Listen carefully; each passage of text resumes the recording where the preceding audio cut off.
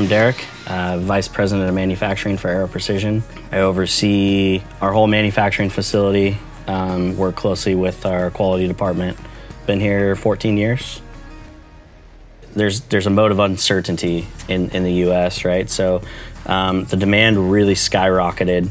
We obviously love our customers and love the support from them, so we wanted to invest in the company and really be sure that we could get the product to the end user as quickly as possible. So for us, it's an investment in now and the future, and we're always looking around the corner to enhance our manufacturing capabilities. When I say enhance, it's continuous process improvement, driving costs out of parts, looking at new technologies that are in the manufacturing industry.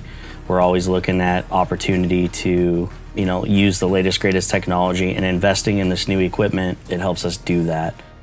Since January, Q1 2020, we've increased our capacity quite a bit, actually. We're increasing our production anywhere from 40 to 50% on our receiver product. Handguard production, about the same.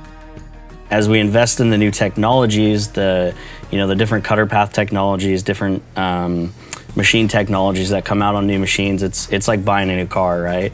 Every time a new model comes out, they have more tech in there, the car's got more capabilities, so we're able to take that technology and apply it to our manufacturing processes to decrease the cost for the end user. So it really helps us better our product from a quality standpoint, from a manufacturing standpoint. We're able to decrease our cycle times, and that allows us to get the product out to market quicker.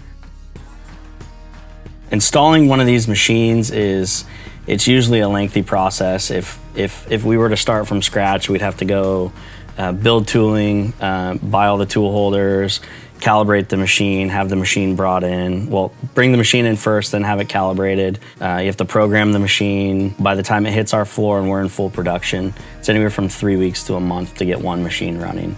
And we've got 9 of them coming in right now, and our goal is to have these 9 assets running very quickly, to really help with the demand right now.